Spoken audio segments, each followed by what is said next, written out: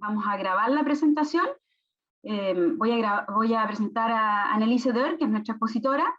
Es psicóloga clínica y doctora en psicología por la Universidad de Chile, magíster en psicología clínica infanto-juvenil, diplomada en bioética clínica, terapeuta de pareja y familiar del Instituto Chileno de Terapia Familiar, profesora y exdirectora durante 6 años del Departamento de Psiquiatría y Salud Mental de la Facultad de Medicina de la Universidad de Chile, parte de un equipo multidisciplinario centrado en las ciencias de la salud mental, encargada de asignaturas, imparte docencia a pre y posgrado, realiza investigación y actividades de extensión, consejera del SENDA. Experta en el tema de la prevención del consumo de drogas en adolescentes, hoy nos acompaña para explicarnos el importante rol que pueden cumplir los padres como formadores de personalidades sanas y seguras en sus hijos para evitar conductas de riesgo. La dejo con ustedes, sin más demora. Ha sido muy generosa y va a compartir con nosotros su presentación, su PowerPoint, para que escuchen tranquilos y no se apuren en tomar nota. Después nos pueden escribir y se las mandamos por mail. Adelante, Anneliese. Gracias, Florencia. Les pregunto primero si escuchan bien, porque vi unos chats que decían que tenían el audio, que te escuchaban bajo. No sé si pasa lo mismo conmigo, espero que no. Bueno, vamos a entrar de lleno en la presentación para no retardarnos, porque es un poco larga en el sentido que no es que los quiera latear con tanto contenido, pero sí hay temas que no los puedo dejar de lado a la hora de analizar el tema de abuso de drogas, adolescencia en el mundo actual, porque tenemos que tomar los 3 aspectos. Entonces,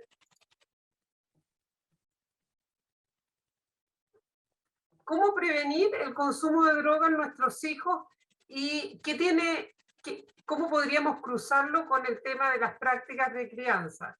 Que es algo que en el siglo XX y XXI ha venido a cuestionarse mucho la práctica de crianza que habían antes, y las últimas generaciones han sido como ratones de experimento por parte de los adultos, quienes han considerado, basándose en la literatura científica o en lo que escuchan, que las generaciones anteriores habían tenido una educación demasiado distante, demasiado autoritaria, podríamos decir, y de ahí se pasó al otro extremo, que es la educación laissez-faire, que se les dice, sin llegar a un término medio. Voy a tratar un poco de decirles lo que nos muestra la literatura científica al respecto, relacionarlo con el consumo de drogas y sobre todo instalar este tema sin olvidarnos nunca de las características fundamentales que tiene la época actual, porque no podemos analizar estos fenómenos desligados del mundo en que estamos insertos, que tiene ciertas características y propiedades que lo hacen único y muy diferente a generaciones anteriores, y sobre todo un desafío para los padres de hoy. Entonces, como les decía, para hablar del consumo o el abuso de droga en adolescentes tenemos que explicar bien cuáles son las particularidades del adolescente, qué particularidades en su pensamiento, en su conducta, en su sentir tiene este hijo adolescente. ¿Por qué hay unos que caen en el consumo de droga y otros no? ¿Y qué tiene que ver eso con la forma en que nosotros los criamos? Entonces, primero que nada, la adolescencia hay que tener claro que es una etapa de alto riesgo. Sin embargo, la mayoría pasa esta etapa sin desarrollar una adicción. No todos, la mayoría no son adictos. Por lo tanto, no es cualquier joven el que cae en la adicción.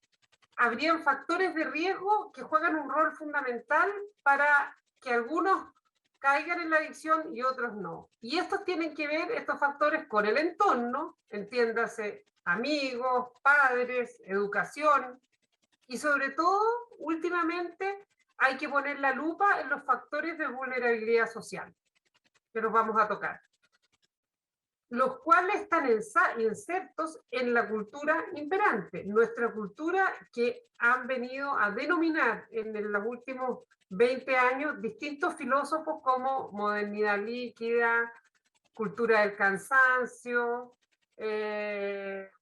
cultura desechable. Bueno, eso lo vamos a ver un poco. Y también otros factores que juegan un rol fundamental en que algunos jóvenes caigan en el consumo y otros no, por supuesto, es la personalidad de nuestro hijo. Puede ser un joven con baja autoestima, que va a querer ser parte de un grupo en donde se sienta más aceptado y más seguro, y ese grupo a lo mejor no va a ser el más indicado. Con una acusada introversión, que le cuesta enfrentar al otro, muy tímido. Son factores que les juegan un poco, si bien no son factores en sí negativos, para nada. El tímido tiene un gran mundo interior que muchas veces no tiene el muy extrovertido. Sin embargo, pasa todo este tema por algo que se juega en la adolescencia y que va a determinar el cómo me inserto yo en la adultez, que es la autoestima, que es un término muy mal usado a veces, con un sobreuso, y que se entiende solamente por cómo me quiero yo a mí. No, no, es mucho más que eso, y también lo voy a tratar de tocar porque nosotros los padres tenemos mucho que ver con esa variable de nuestra personalidad y que nos juega una mala o una buena pasada. Fobia social. La excesiva introversión o timidez puede llegar a manifestarse en fobia social, y cuando ya se siente el joven con una incapacidad para enfrentar al grupo, también busca la identidad, como les digo, en grupos o amigos que no son los más indicados. Personas con una personalidad que tiene alto nivel de búsqueda de sensaciones.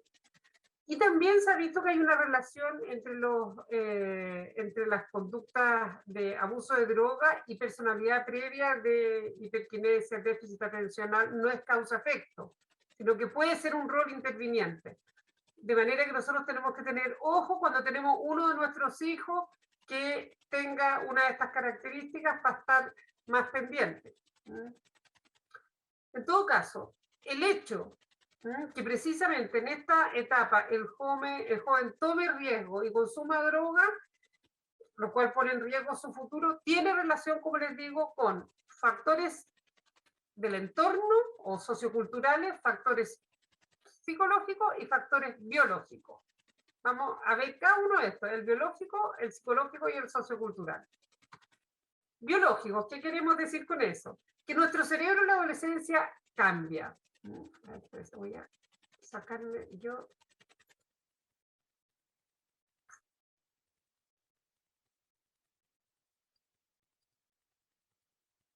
Ya.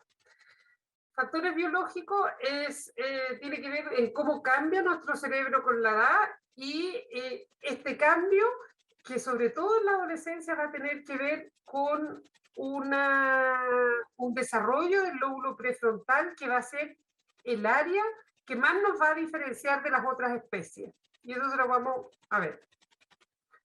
Entonces, en la adolescencia se produce lo que se llama una nueva organización del cerebro. Se elimina todo lo que no se usó, ya no aprendí ruso, ya no aprendí piano, todas esas conexiones para afuera. ¿Y por qué? Porque esta poda, que se llama esta poda neuronal que se va a producir, es para que mi cerebro funcione con lo que tenga que funcionar para que sea más eficiente. Entonces, lo que ya es como cuando uno poda las plantas, lo que no se usa para afuera.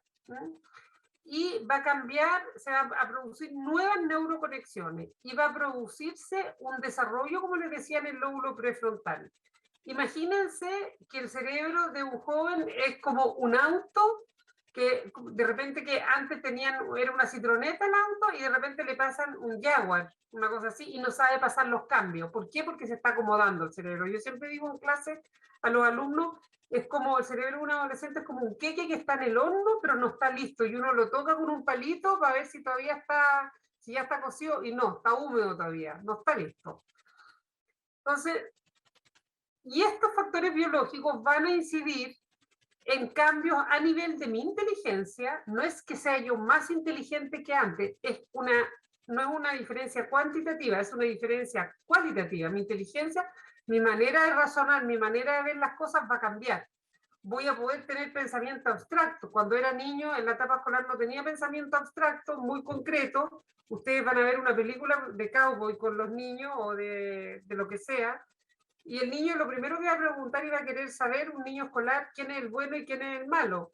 Si ustedes tratan de darle matices, lo que pasa es que no es tan malo, tuvo una infancia triste, por eso se condujo así, el niño no quiere saber eso. ¿Por qué? Porque la realidad es bien concreta, es blanca o es negra, y las cosas existen en la medida que los ve. Es por eso que ustedes no le pueden enseñar a un niño de 9 años ni álgebra, ni filosofía, eso es propio de una mente que tiene posibilidades de pensar en forma hipotética.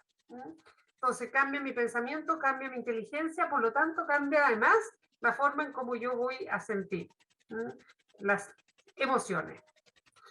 Y esto es lo que les digo yo del cambio a nivel del cerebro, que se lo explicaba hace poco, que estábamos conversando con Florencia, que el cerebro de un adolescente es como si ustedes pescaran una toalla y la van arrugando y se hacen más circunvoluciones, hay más caminitos, porque se necesita, miren cómo es aquí a los 5 años, acá está mucho más diferenciado, mucho más especializado, y se eliminó lo que no se va a usar. Entonces, a esta edad, que entre droga a un cerebro que se está moviendo, que se está reconfigurando, es gravísimo porque va a quedar distinto, va a quedar hecho el cerebro de forma distinta, entonces va a producir un daño, como se dice, estructural, en la estructura. Y por eso dicen tanto los clínicos, ojo, lo peor de todo es consumir durante la adolescencia.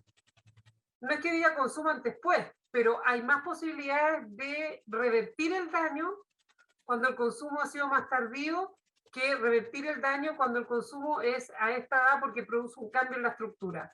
Ese queque que se está haciendo que ha hecho con otros condimentos. Entonces, ahora los factores socioculturales, lo que les decía yo, factores biológicos y factores del entorno, que tienen que ver con lo sociocultural, con la época. Nosotros en el siglo XIX, hasta el siglo principio, hasta la Primera Guerra Mundial, la forma de crianza era bastante parecida, no tuvo grandes cambios. Habían cambios o diferencias en cuanto a cada familia. Unos tenían suerte de tener padres más afectuosos, más cariñosos, más cercanos, que apañaban mejor, y otros venían de medios más vulnerables, donde la vida se hacía mucho más difícil, por lo tanto los padres tampoco tenían tanta paciencia, tanto conocimiento, tanto tiempo, y era mucho más duro para unos que para otros. Cambia no solamente el cómo recibo yo las normas, sino que va a cambiar, y esto lo voy a profundizar, y yo creo que es uno de los conceptos claves para que ustedes lo piensen. Cuando se habla de personalidad, es un todo entero que es parecido al concepto de identidad, pero no es lo mismo. Identidad hace, que es lo que se resuelve en la adolescencia, el quién soy yo, no solamente la identidad sexual, sino que es una identidad global. La identidad se construye, se evalúa, podría decir, no construye, yo decía, se resuelve a fin de la adolescencia. ¿Por qué lo uno con esta imagen? Porque antes de la revolución industrial, las personas recibíamos la identidad de nuestras instituciones que nos socializaban. ¿Quiénes son estas instituciones que me socializan? Los padres, el colegio y la religión. Eso fue hasta que vino la producción a gran escala, las fábricas, la mujer que entra a trabajar, y aparece este nuevo hombre que es el self-made man, porque ya se tiene posibilidad de apartarse, ¿sí?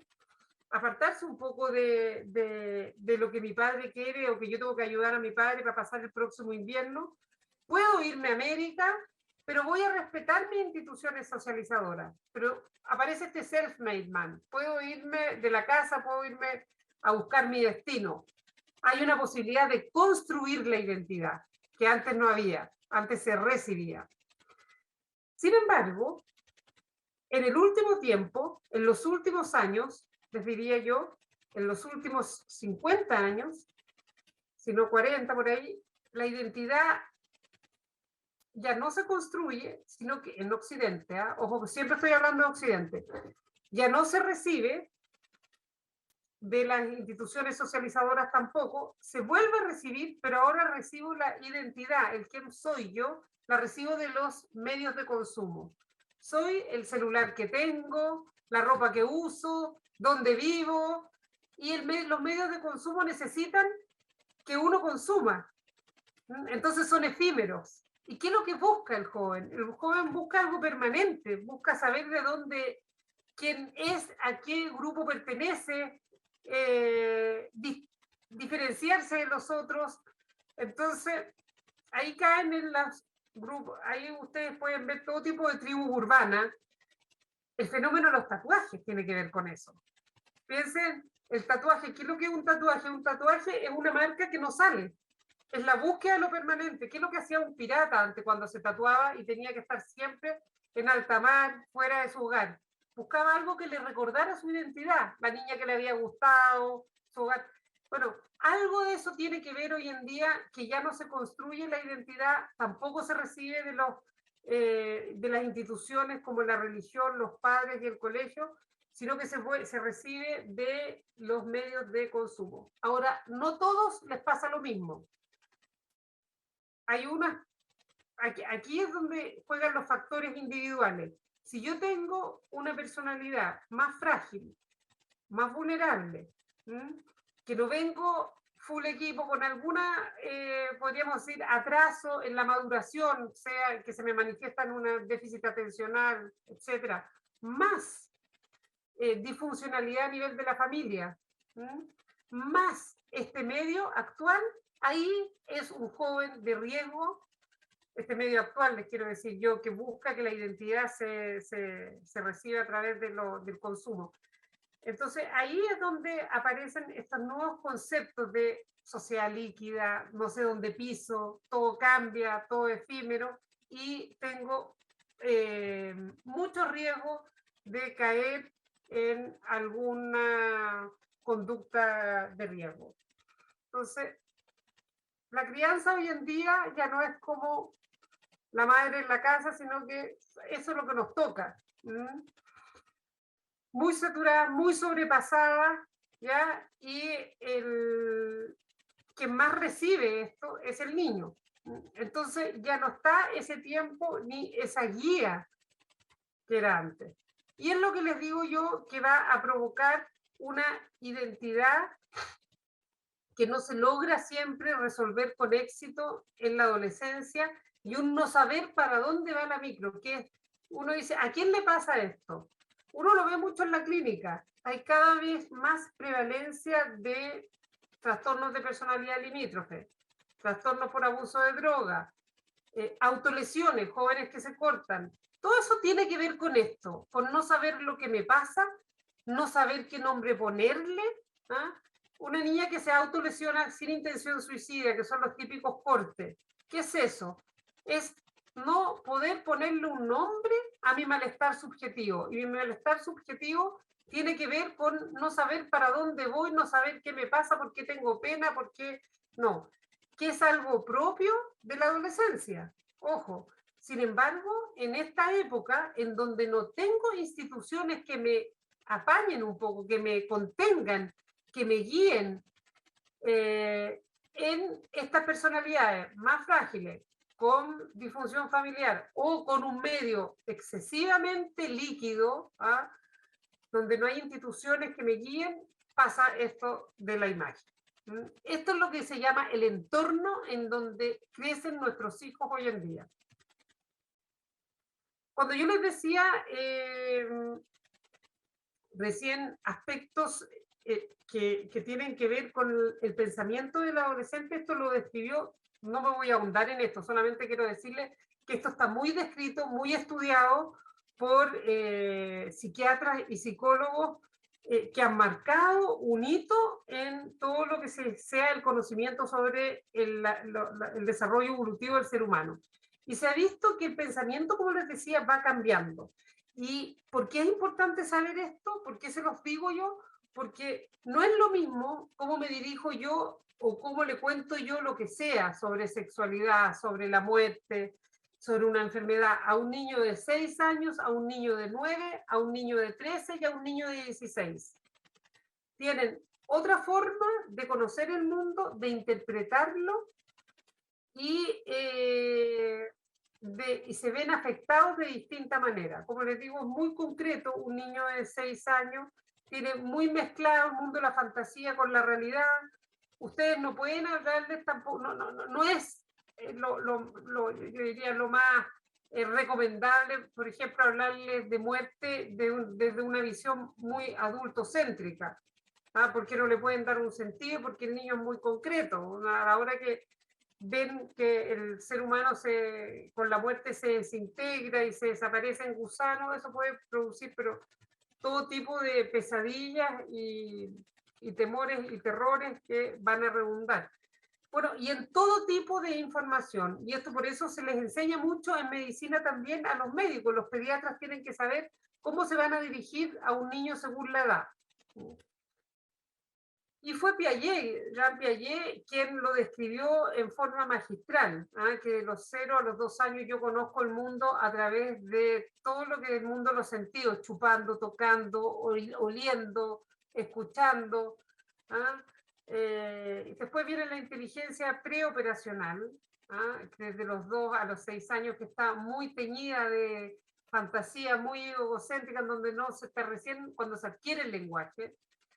Donde el niño le da vida a las cosas inanimadas, por eso juega con las muñecas o con los autos como si tuvieran vida, y uno ahí puede inducirlos fácilmente a los niños a pensar o a creer cualquier cosa, y son muy proclives a tener miedos irracionales porque la relación causa efectos muy egocéntricas, creen que pasa por ello.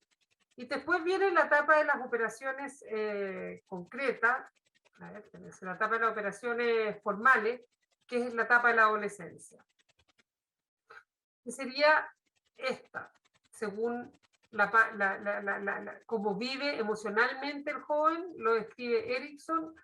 El joven, si resuelve bien su identidad en la adolescencia, va a ser fiel a lo que fue y a lo que quiere ser, a lo que se prometió antes, ¿ya? O lo cual va a facilitarle tener una identidad sólida, o va a fracasar en la resolución de su identidad. Y después vienen otras etapas evolutivas según la edad. Adolescencia, identidad versus confusión de identidad, que va a permitir que uno tenga un sentimiento apropiado de quién es uno como persona, o uno cambiante, un poco claro, que es lo que se daría mucho en las personalidades limítrofes, en las personas que caen en droga o en alguna conducta una conducta de riesgo. Me voy a saltar, esto era como para explicarle un poco las características que tiene el escolar para diferenciarlo del adolescente, pero lo vamos a saltar. En todo caso, tiene gran importancia en la etapa escolar todos los patrones de comportamiento familiar, porque afectan el desarrollo afectivo del niño. El niño por algo busca todo lo que sea parecido a su casa en el colegio, en los amigos que sean parecidos a su familia, descubren los valores que ellos tienen en los otros, a pesar de que ya tienen más independencia que cuando son más chiquititos. Es aquí en esta etapa escolar donde van a comenzar a desarrollarse un concepto más real de lo que son ellos, y que va a cuestionarse en la adolescencia, y es donde uno va a ser fiel a lo que uno pensaba que era o no. Y cuando yo les dije delante el autoconcepto, que jugaba un papel tan importante, sí, fue un papel importante, y no es un lugar común esto, sino que el autoconcepto es el conocimiento que uno tiene de sí mismo y de cuán capaz se siente el joven de conseguir lo que se propone. Este autoconcepto está influido no solamente por lo físico, que también influye, sino por cuán capaz me siento yo intelectualmente, cuán capaz me siento yo de ser considerado por mis amigos, cuán capaz me siento yo de responder a las exigencias escolares. Todo esto se ve retroalimentado por la relación que tengan los padres con el hijo. Entonces, hay maneras o prácticas de relacionarse con los hijos que son muy delicadas en esta época. El decirle a un niño, tú no sirves para nada, tú eres tonto, ¿cómo no puedes aprender? El niño tiene un concepto de sí mismo muy frágil, ¿ya? Que hay que tener cuidado en no echarlo a perder, no dañarlo, no erosionarlo, porque si no, en la adolescencia como que se pagan los platos rotos, ¿no? Que ocurrieron acá. Parte el autoconcepto con la autoconciencia, de quién soy yo, y la autoconciencia, se han visto estudios que recién a los 18 meses el niño capta que es distinto a su madre, y se han hecho pruebas, qué sé yo, según uno se pone al espejo, con la guagua le pinta la nariz con rouge, y cuando el niño ya se toca la nariz porque se ve que tiene algo raro, es que ya se empieza a reconocer como alguien distinto de esta simbiosis que es con su madre. Y así va poco a poco. En todo caso, el autoconcepto del sentido de sí mismo es la base del autoconocimiento, lo que uno ha sido y que ha hecho, y va a ayudar a guiar y a regular la conducta en el niño. Crece lentamente, ¿ya? Y como les digo, empieza con la autoconciencia a los 18 meses. Ahí la etapa donde más se juega el autoconcepto para entrar en la adolescencia es la etapa escolar a los 12 años, entre los 9 y los 12 años, 8, 12, cuando empiezan a hacer algún deporte o a ver el otro que es bueno para imitar, para el teatro, para la lectura, para los videojuegos, lo que sea. ¿Ah? Lo que sea que él se sienta como más competente en un área. Es muy importante. Y las tareas que son importantes para encaminar un buen logro del autoconcepto es que se conozca a sí mismo. Por eso uno los mete a tantas actividades, y por eso todos los métodos para luchar contra la droga hoy en día están enfocados en insertar a los niños en actividades extraprogramáticas que por supuesto tengan que ver con sus capacidades, y que vea él cómo funciona la sociedad. Y manejar su propia conducta. Factores que contribuyen al desarrollo de la autoestima: el grado que se sienten que son amados por los padres y aceptados por las personas que para ellos son significativos. Entiéndese, los amigos, no el que no le importa en el curso, o no la profesora que le cae, sino los profesores que le importan, sus amigos, sus padres, que se sienta competente, capacidad para desempeñar trabajos que considere importantes. Que logre desarrollar virtudes, y para eso tiene que él sentirse capaz de conseguir para acorde con lo que se le ha enseñado respecto a lo moral y ético. Por ejemplo, si robó, si sacó algo o fue pesado con un amigo, cómo manejar como padre eso es muy importante, porque el decir tú eres el peor no puede ser tan malo, sino que revertir eso, como un niño que normalmente es tan cariñoso, tan amoroso, tan considerado, pasó esto, ¿qué puede haber pasado? Así son maneras en donde yo me aproximo a un problema sin que él pierda, como podríamos decir, un sentido de su propia virtud, de tener como una autoestima, yo soy el malo. Y el poder que siente el niño que tiene sobre otros, como si él se siente capaz de influir en la vida de sus amigos, en la de los demás, o en la de sus papás, eso es importante también. No va a saltar esto, pero son como los que les decía, que en la etapa escolar se vuelven como trabajadores, o cuando se ponen demasiado trabajadores o demasiado laboriosos, industriosos, pueden descuidar las relaciones con las otras personas, que les pasa a veces a niños que están en deportes de autoexigencia, que hay que saber cómo manejarlo. O el que no haga ninguna actividad donde se sienta competente puede fomentar que se desarrollen sentimientos de inferioridad, lo que hace que el niño regrese a una etapa anterior del desarrollo, cuando era más chico.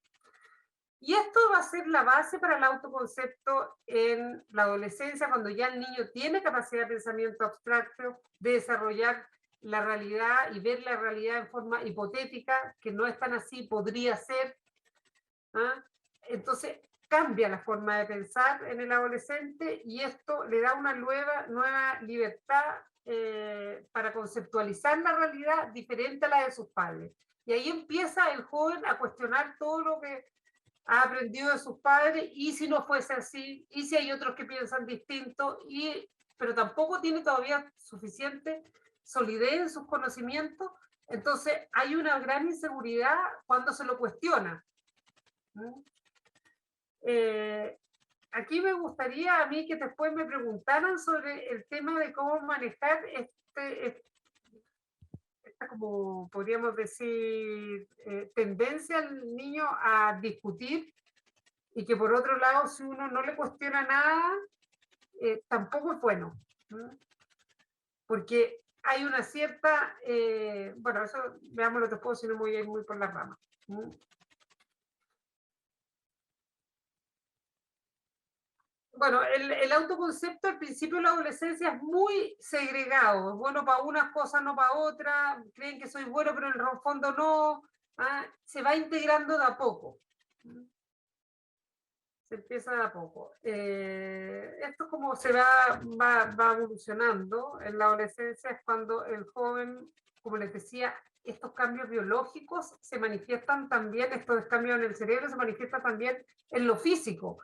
Esta imagen que yo pongo ahí no es por nada para ponerle una imagen bonita de este norteamericano que tuvo una magistral creatividad para retratar a un adolescente, porque los estudiosos de la adolescencia siempre dicen, nunca más uno va a pasar tantas horas frente al espejo como en la adolescencia. ¿Y por qué eso? Porque en el fondo, tanto como cambia uno por dentro, cambia por fuera. De un día para otro me empieza a cambiar mi pelo, me empieza a cambiar mi nariz, mi boca, y yo empiezo a ensayar. Y la naturaleza empieza a enseñar con este peinado, con este look, con esta, acuérdense que es la autoestima, que es la identidad. Y también ensaya con sus tendencias, con sus capacidades, con las cosas que quiere.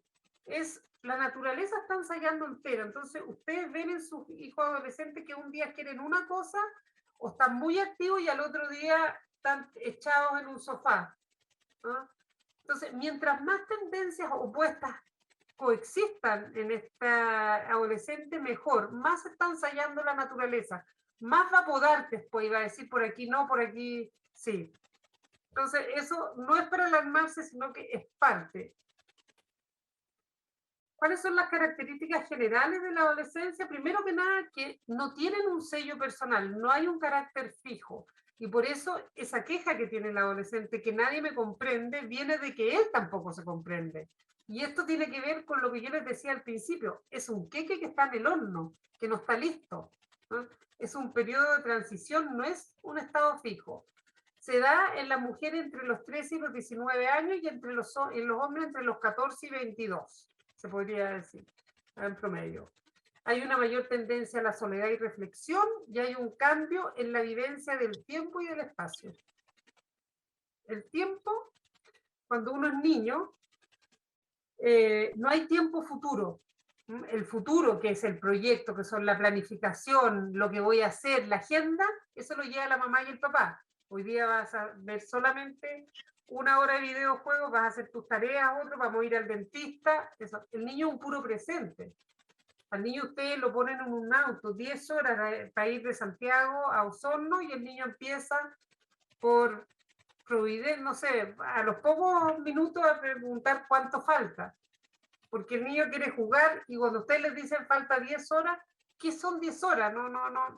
No, el futuro es algo abstracto. Y por eso no hace proyectos y busca el placer inmediato al niño. Esa es la vivencia del tiempo, que en el fondo la dimensión futura aparece en la adolescencia. Y con respecto al espacio, es que el espacio uno cuando es pequeño conoce mucho más, el espacio lo vive en forma mucho más intensa. El niño conoce su habitación de una manera que no la va a conocer nunca más. Si ustedes tratan de acordarse cómo era la habitación que ustedes tenían de estudiantes, no se van a acordar mucho. Pero si se tratan de acordar la que tenían cuando chicos, a los 7 años, se van a acordar hasta donde te estaban los zapatos debajo. aparece el impulso aventurero, el primer desarrollo de la voluntad en la adolescencia. Los cambios se dice que son tan profundos en la adolescencia que se habla de un segundo nacimiento. Y el que esta revolución que se produce sea más rápida o más lenta va a depender de factores individuales. No para todos es igual al mismo ritmo. Y este proceso viene desde adentro, es endógeno, es propio de nuestra carga genética. Y bueno, ahí les puse ejemplo de cómo cambia la forma de sentir, de pensar y emocionarse, es la capacidad de oír el silencio. Un niño no puede oír el silencio. ¿No? Inmediatamente quiere acción, va a jugar, va a esto, pero un joven ya se queda frente al lago mirando y soñando ensoñado, algo que no pasa. Entonces, como les digo, estas tendencias opuestas en la adolescencia son parte. ¿Cómo puedo aceptar? Quieren independencia, pero todavía necesitan apoyo y guía de los padres, los cuales tienen que marcar una línea muy sutil entre darles libertad y autonomía y darles protección y validar sus intereses. Y ahí es donde está lo difícil para los padres. Lo otro es que es bien importante, es que si bien cuando uno es niño es muy egocéntrico, este egocentrismo no quiere decir egoísmo, es dificultad para ver aspectos de la realidad de una manera distinta como yo las veo, a considerar la visión del otro. Cuando yo soy guagua, por ejemplo, solamente existe lo que veo y por eso les da tanta risa cuando alguien se tapa y vuelve de nuevo. Porque no existía cuando yo estaba tapado y vuelvo a aparecer. Bueno, eso va cambiando, va disminuyendo, por supuesto, el egocentrismo y voy siendo capaz de ver otros aspectos de la situación que ven los demás. Se supondría que en la adolescencia se acabaría el egocentrismo, sin embargo, no. El egocentrismo se manifiesta de otra manera. ¿En qué, por ejemplo? Críticas a las figuras de autoridad. Es una nueva capacidad, como tiene esta capacidad de pensamiento formal, hipotético, abstracto, se pueden imaginar otras circunstancias, otras posibilidades y devalúan fácilmente lo que les habían dicho antes sus padres o sus conocidos o su mundo cultural y se arriesgan a creer en otras cosas como más diferentes a su entorno. Quieren tener un pensamiento propio. Tendencia a discutir es resultado de esto, de esta nueva capacidad para ver los leves matices de una situación, sin embargo todavía no tienen suficiente conocimiento para fundamentar bien sus argumentos. Y esto les produce mucha inseguridad cuando uno los cuestiona mucho. No es que no tenga que cuestionarlo, pero hay un límite. Tiene mucha inseguridad el joven, cosa que no es buena fomentársela o acentuársela, como diciéndole, ah, pero mira que eres ridículo, ah, tú no sabes nada. En esto, cuando uno ya es más grande no sabe nada, uno dice, sí, en realidad sé demasiado poco, por favor enséñame. A esta edad es la muerte social total. Autoconciencia aumentada tiene que ver con la audiencia imaginaria que creen que todos están mucho más pendientes de su persona que lo que realmente están. Entonces, ¿cómo voy a poner esos pantalones para ir a esa fiesta? Si es demasiado perno, cuando nadie le va a mirar los pantalones. Entonces creen que hay una audiencia imaginaria pendiente de ellos. Entonces, todo esto yo se los digo para tener ojo en cómo yo transmito mis puntos de vista o le cuestiono los de él. Concentración en sí mismo, esto es el mito personal, que es otra forma de concentrismo, que es la convicción de ser especiales y que no están sujetos a las reglas que gobiernan los demás. No, a mí no me va a pasar nada si pruebo un poco de droga, a mí no me va a pasar nada si tengo relaciones sexuales, si en mi familia nunca fueron muy fértiles, en mi familia no me voy a quedar esperando, como si no estuviese yo sujeta a las reglas. Y la irresolución tienen a veces problemas para decidirse acerca de cosas muy simples porque se dan cuenta de las muchas posibilidades. Voy a esta fiesta o no, pero es que hay otra por acá, hay otra por allá, o voy con estos amigos. Hipocresía aparente que generalmente no distinguen bien la diferencia entre formular una idea y trabajar en pos de ella. Yo estoy a favor de la libertad, de que seamos todos iguales y de la paz, y en la casa nada de tocarme mis cosas, pelear con todo. Eso es muy típico de esta etapa. Esto es lo que les decía. de esto que la naturaleza está ensayando consigo mismo, un día muy activo, otro día con mucha flojera, o esta de la hipocresía aparente, porque no es que quieran ser hipócritas, que luchan y abogan por un ideal o por un valor y en la casa o en otra parte hacen el opuesto. Vamos discutiendo o peleando y sin embargo van a la marcha por la paz. Bueno, y acá vamos a pasar a, estos eran los fenómenos de la personalidad psicológicos que hacen al adolescente más frágil en esta etapa a caer en conductas de riesgo. Ahora, ¿qué hay con nuestro entorno? Aquí nosotros tenemos que pedir un poco de inspiración o ir a otras ramas del conocimiento y pedir ayuda que nos aclaren qué está pasando. ¿Por qué antes de 1950 no existía la personalidad limítrofe y a partir de entonces empieza en la clínica a aparecer cada vez más jóvenes con problemas que no saben para dónde van, que no saben qué quieren hacer, que tienen conductas de riesgo con drogas, con la sexualidad, con todo? ¿Qué está pasando? ¿Por qué ahora? ¿Por qué eso no pasaba antes? Entonces, hay tres pensadores que dan luces de cómo estaría funcionando Occidente, hoy vamos a hablar nosotros, y dónde estaría esta trampa que muchas veces impide a las nuevas generaciones poder realizarse y entrar en la adultez, es decir, encontrar su destino, como les puse, y no perderse en el uso de sustancias y o de frentón descompensarse mentalmente.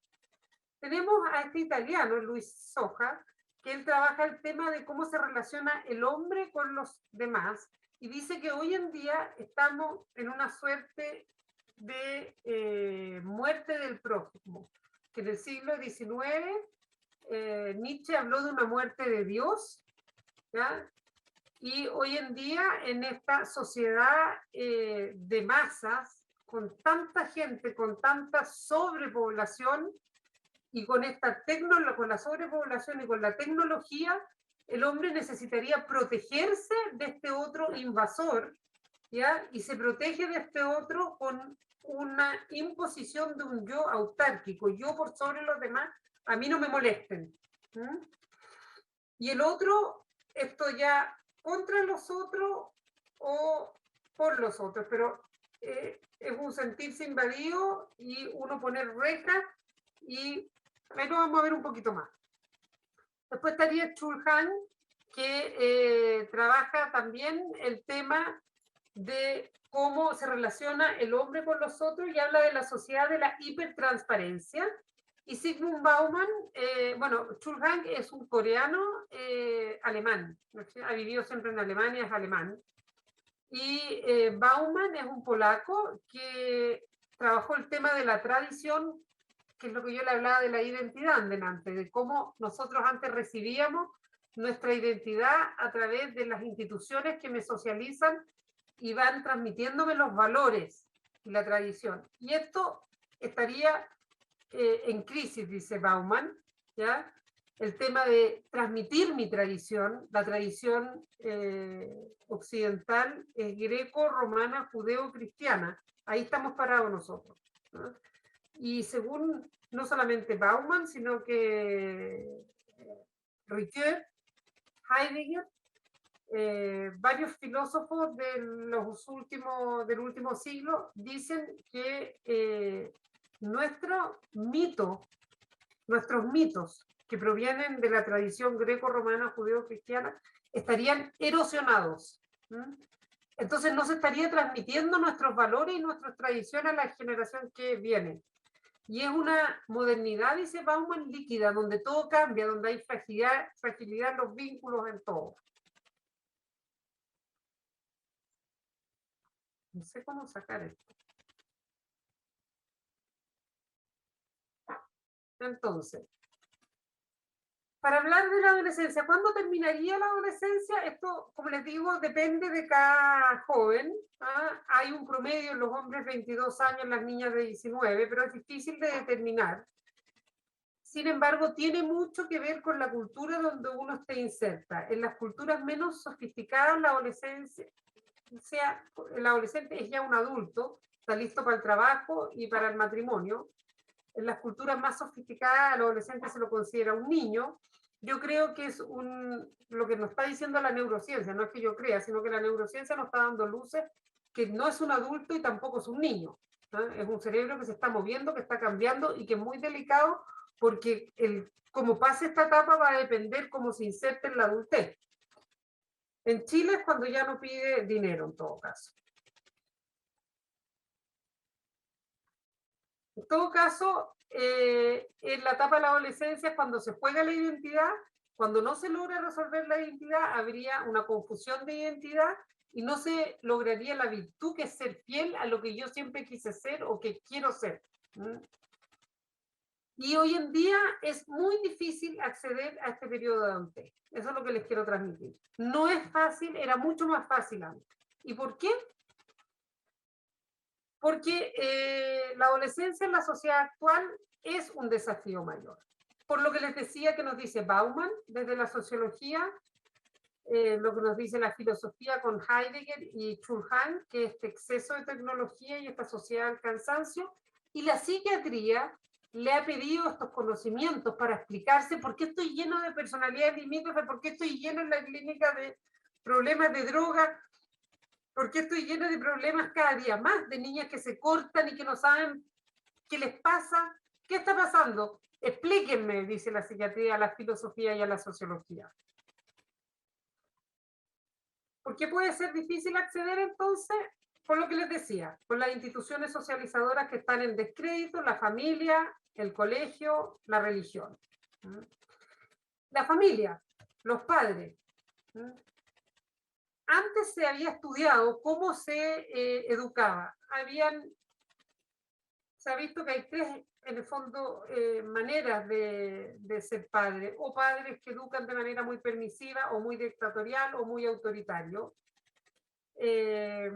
Hoy en día, sin embargo, con la irrupción del mundo tecnológico, los padres, como no tienen tiempo para acompañar al niño y este se siente abandonado o tienen susto que se sienta abandonado afectivamente, temen los padres a no ser queridos y aceptados por sus hijos y temen ponerle límites. Temen que no sean suficientemente felices, que se aburran y tienen una tendencia los padres hoy en día a entregarles al niño todo hecho y no contrariarlo, y el niño no se conoce y con esto pierden muchas posibilidades de aprendizaje, que es lo que les da la frustración. Entonces, la cultura actual, que es una cultura del consumo, vende comodidad por paz y diversión por felicidad. Entonces, se bombardea el niño de estímulos, no se profundiza y aparece esto de los jóvenes actuales con una atención muy dispersa que les cuesta mucho. Y uno se pregunta, ¿dónde está la norma? ¿Dónde está el padre? ¿Dónde están los límites? Yo les recomiendo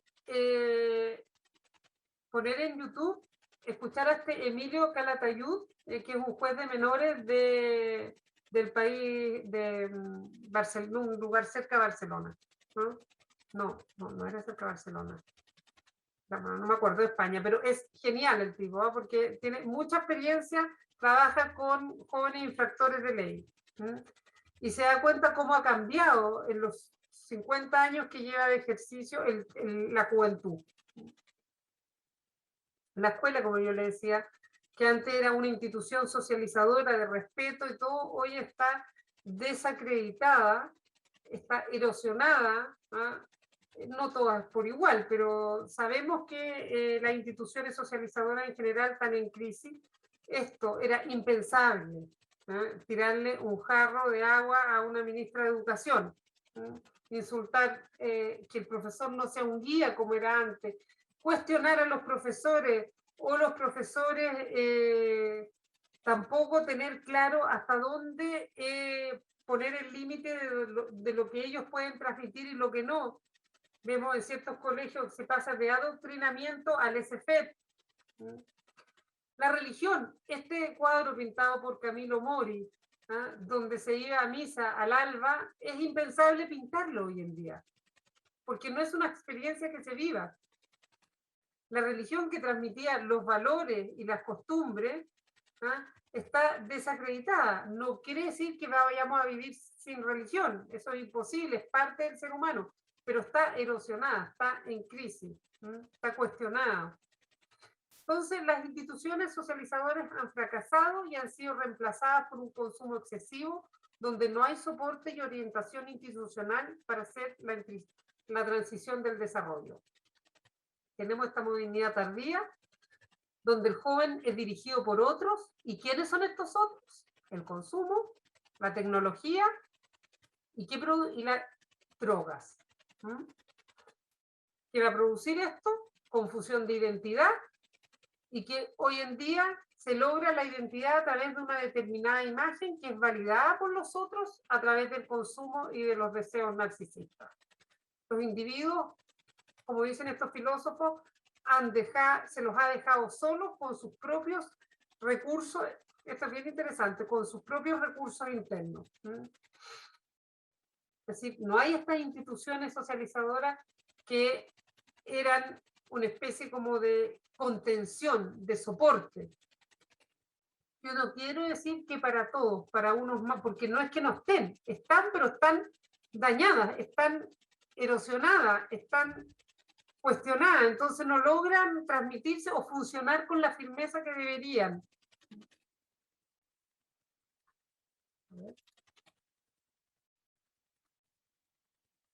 Y esto es lo que provoca, que les decía yo, el desconocimiento del joven de no saber cómo dirigirse, cómo entrar en la adultez, para dónde voy.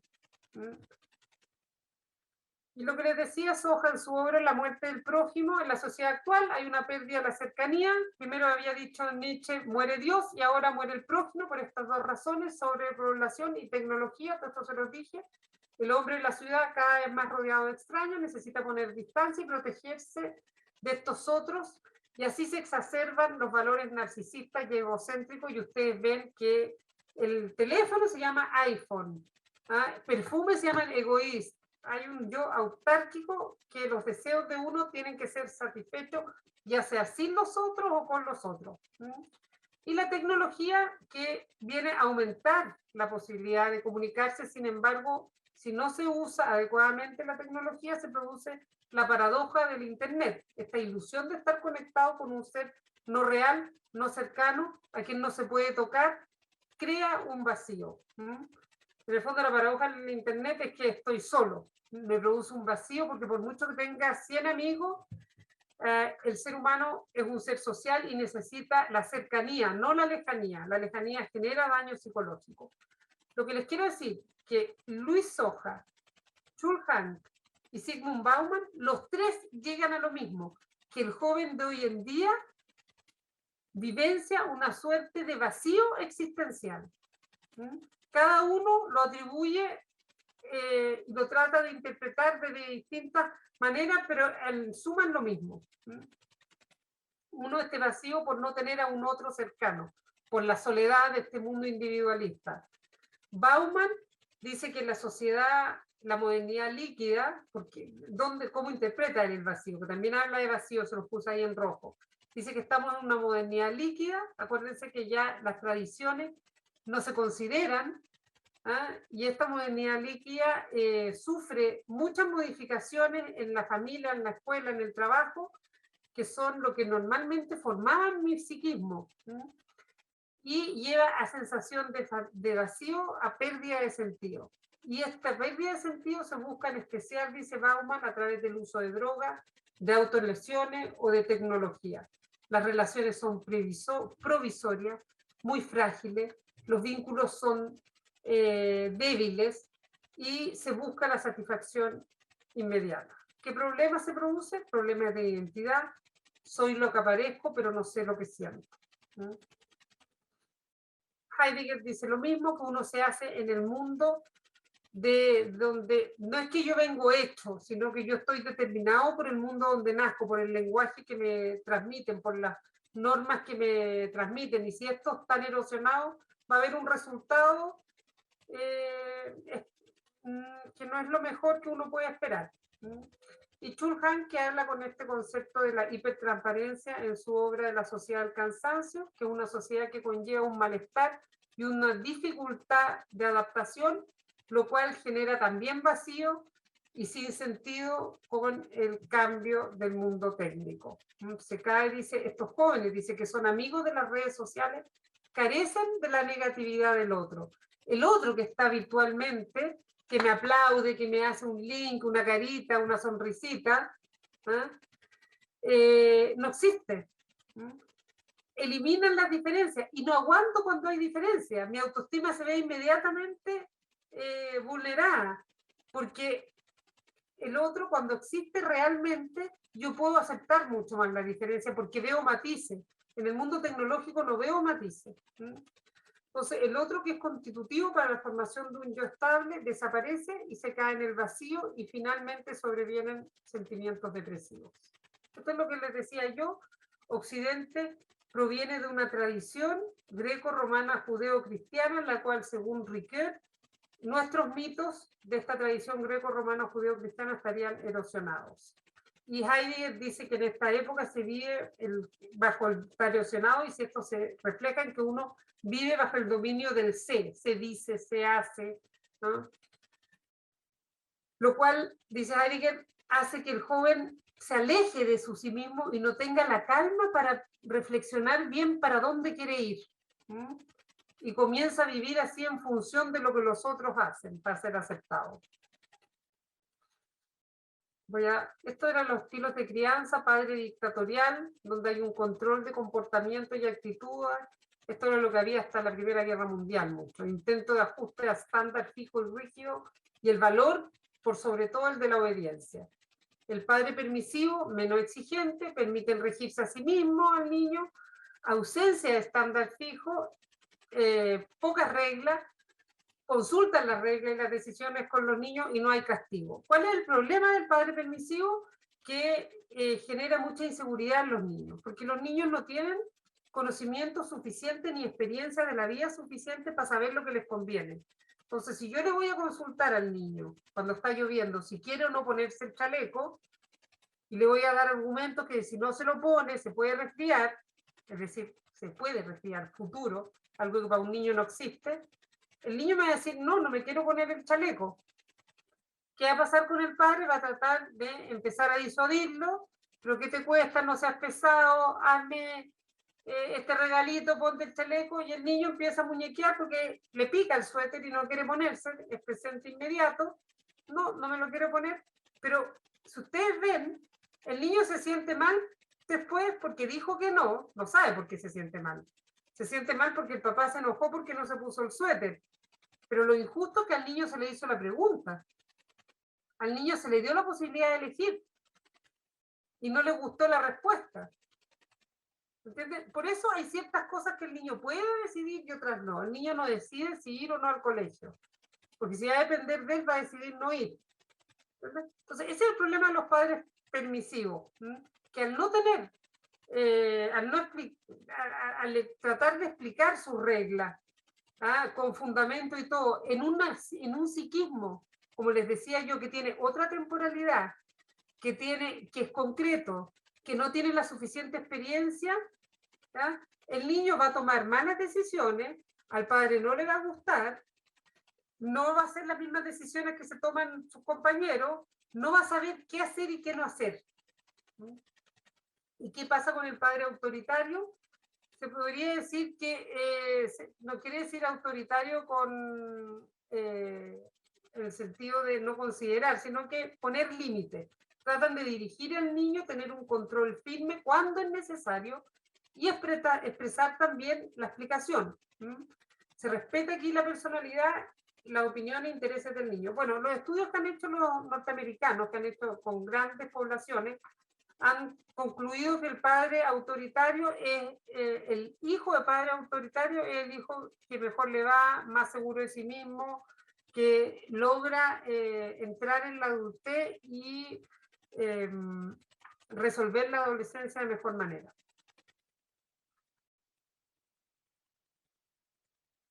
Es lo mismo esto, yo les voy a dejar esto aquí como para que vean ustedes la actitud que provoca en un niño un padre dictatorial, permisivo y autoritario, y cómo se refleja. El padre, ojo, porque normalmente uno habla de la madre en la educación, el padre es fundamental, sobre todo en accidentes, el padre determina los patrones y las reglas. El padre en el fondo es lo que corta esta simbiosis, el que hay un triángulo, padre, madre, hijo, y la madre y el hijo tienen una relación muy simbiótica, ¿ya? Que la corta, en el fondo triangula al padre, para que uno pueda así de a poco ir sabiendo quién uno es y separándose, y así al principio uno es un nosotros, y de a poco se va haciendo un individuo. Y esto se hace con la firmeza, con la distinción y con la protección. La función de la madre, como les pongo ahí, debe ser respaldada por el padre. El padre va a tener un papel estabilizador y con la triangulación va a cortar la simbiosis para yo poder ser un individuo autónomo en el futuro. Bueno, esto me lo voy a hacer porque si no, no vamos tenemos que pasar ahora. Algunas consideraciones ahora respecto al abuso de la droga. Primero, diferenciar entre abuso y adicción. ¿Y qué pasa con el abuso en nuestro cerebro en la etapa de la adolescencia? ¿Cuáles son los hallazgos en los escolares consumidores? ¿Por qué se producen trastornos psiquiátricos? ¿Y cuál es la situación actual a nivel nacional e internacional? Primero que nada, hoy no se diferencia entre el adicto del que abusa. ¿Por qué? Porque la diferencia es de grados. No es una línea tan clara, es un continuo entre abuso y dependencia. Y el criterio lo da la pérdida de control. Ahí podríamos decir. Va a depender también el abuso y la adicción de factores agravantes. No es lo mismo consumir una sustancia por un adolescente que un niño, y no es lo mismo un joven en una fiesta que un chofer de micro que está llevando a niños al colegio. Como les digo, entre adicción y abuso de sustancias, podríamos decir que el criterio es un continuo y que lo da la pérdida del control. ¿Cómo cambia el cerebro con la edad? Lo que les decía, que se produce esta reconfiguración neuronal, se produce la poda neuronal y se producen más circunvoluciones en el cerebro del adolescente. ¿Cuáles son las regiones del cerebro que cambian? Sobre todo el lóbulo frontal. En todo caso, van madurando las regiones a velocidades distintas y culminan el desarrollo con las áreas prefrontales y temporales laterales, que son responsables del pensamiento asociativo, que es la última habilidad cognitiva que se adquiere. Esta es la poda, ustedes ven, es así antes, y así queda el cerebro. Y acá en el pic, cuando empieza a los 10 años, ¿ya? Tiene hasta los 13, 14, el pic de poda neuronal. La poda neuronal del adolescente, de esta manera el cerebro queda funcionando de manera más eficiente. Esto que les pongo acá es para que se imaginan que en toda actividad, no solamente intelectual, en toda actividad yo necesito el prefrontal, que es lo que me distingue de otros animales. El prefrontal va a tener que ver, este prefrontal acá, el lóbulo prefrontal que se desarrolla en los seres humanos mucho más que en todos los otros animales, va a ser el responsable de que yo pueda planificar en la adolescencia mis tareas. Ya no va a ser mi mamá la que va a decir ahora tú esto, sino que tengo que ir al preuniversitario, ir a hacer deporte, esto. Anticipar, para planificar y lograr, acuérdense futuro, lograr la meta que me propongo, a ver, estudiar medicina. Tengo que ir al preuniversitario, tengo que esto, tengo que anticipar los pasos a dar. Ir al preuniversitario, acostarme temprano, no ir a la fiesta, no emborracharme, qué sé yo. Controlar la impulsividad, que es el llamado de mi amigo que me dijo, ven, vamos, la vamos a pasar regio, si es que tengo una prueba mañana, y quédame. Entonces, para eso yo necesito un prefrontal no dañado. ¿Cómo hace este torero para ganarle a un bicho de 500 kilos, que este pesa 50? Tiene que planificar, anticipar los pasos a dar, controlar la impulsividad. Un niño saldría arrancando, porque todavía no tiene el prefrontal maduro, y así va a poder evitar que le pase. No quiero decir que este torero se fumó un pito, pero algo anticipó mal ahí. Esto costó millones y millones de años a la humanidad para lograr tener este desarrollo del prefrontal. Miren cómo es el prefrontal en el ser humano. Miren el área motora versus el área motora en el chimpancé y el prefrontal. Miren el lóbulo frontal en el chimpancé, lo más chiquitito que es. Entonces, el consumo de drogas se ha visto que afecta directamente el lóbulo prefrontal porque aquí hay muchos receptores de cannabinoides. ¿Ya? Nosotros, los cannabinoides, la marihuana tiene 500 sustancias distintas. ¿Ya? De estas 500 sustancias distintas, entre 70 y 80 son cannabinoides, es decir, que tienen receptores en nuestro cerebro. De estas se conocen solo 3 bien, que son el THC, el CBD y el CBN. El THC es la responsable de los daños en el cerebro. Entonces nosotros tenemos muchos receptores de THC en el cerebro, repartidos a lo largo de todo el cerebro, pero sobre todo en el prefrontal, en el occipital, acá, y en otras áreas que se las voy a mostrar. Entonces, ¿por qué tenemos receptores? Uno dice, pero ¿por qué voy a tener receptores para THC? Porque nosotros tenemos nuestros propios marihuana, que son los endocannabinoides, cannabinoides propios, que se liberan en situaciones de estrés para controlar ciertas emociones, para controlar la excitación neuronal a veces. Sin embargo, se liberan nosotros tenemos nuestra propia farmacia. Y si ustedes le meten al cerebro THC de afuera, lo que va a pasar es que el cerebro va a decir, chuta, me llegó mucho THC, y disminuye sus receptores. Entonces después se queda en déficit, necesita más. Entonces, lo que yo les decía, que dañar esta área, que costó tantos millones de años a la humanidad, es como, acá se los puse, es como una involución, ir para atrás. La evolución del prefrontal ha costado millones de años a la especie humana. Es gravísimo dañar el lóbulo prefrontal, que es la inteligencia, en el fondo, que nosotros somos más débiles que todos los otros animales, que la mayoría, que el león, que el elefante, que todo, que el toro. Sin embargo, tenemos el prefrontal, que nos permite planificar nuestras acciones, reflexionar, y es una especie como de organizador. Y eso es lo que dañamos, es el arma que tenemos. ¿Con qué arma nosotros pudimos sobreponernos a la pandemia? Con el prefrontal, lo que hicieron los investigadores, a ver por dónde, por acá, por allá.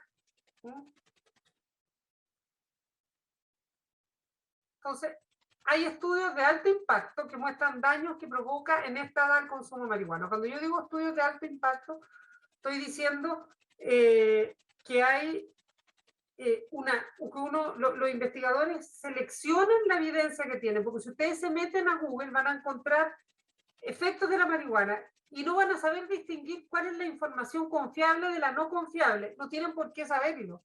Sin embargo, sí hay criterios, y los criterios los dan las revistas que tienen como una nota, podríamos decir, que se las dan los comités editoriales. Las revistas que tienen más alto impacto, que más llegan a la comunidad científica, es porque tienen un comité editorial muy estricto, ¿ya? Que evalúa, si yo hago un paper, yo hago una investigación sobre qué pasa con el cerebro adolescente cuando consume marihuana, mando mi investigación que hice, mis resultados redactados en un artículo, y me lo evalúa el más experto de marihuana en Harvard, en Oxford, en no sé dónde, y me dice, está pésimo tu trabajo, son 10 personas, es muy poco, no controlaste este factor, cuesta mucho, le quiero decir, publicar en las revistas de alta exigencia. Entonces, lo que yo voy a decirles, les voy a dejar acá, porque no se las voy a mostrar nomás, son las revistas, las 10 top 1, que son Lancet, British Medical Journal, New England, bueno, son como 10, 20 revistas top en todas las áreas de medicina, y que una y otra vez muestran los resultados de los estudios de cómo daña la marihuana en el cerebro del adolescente, al que le interese. Este es un estudio que se hizo en 2019, que fue financiado por la Comunidad Europea. Hicieron algo parecido a lo que nosotros hicimos antes, que fue evaluar jóvenes adolescentes que fumaban marihuana de manera recreacional, es decir, los fines de semana, no todos los días, ¿ya? ¿Y qué vieron? que a estos adolescentes se les producía un daño en la sustancia gris, que es lo que rodea. Uno diría, pucha, tiene más sustancia gris, es más inteligente. No, lo que pasa es que al dañar, quedan con más sustancia gris porque se interfirió la poda neuronal, no se hizo una correcta poda neuronal, entonces queda un cerebro menos eficiente.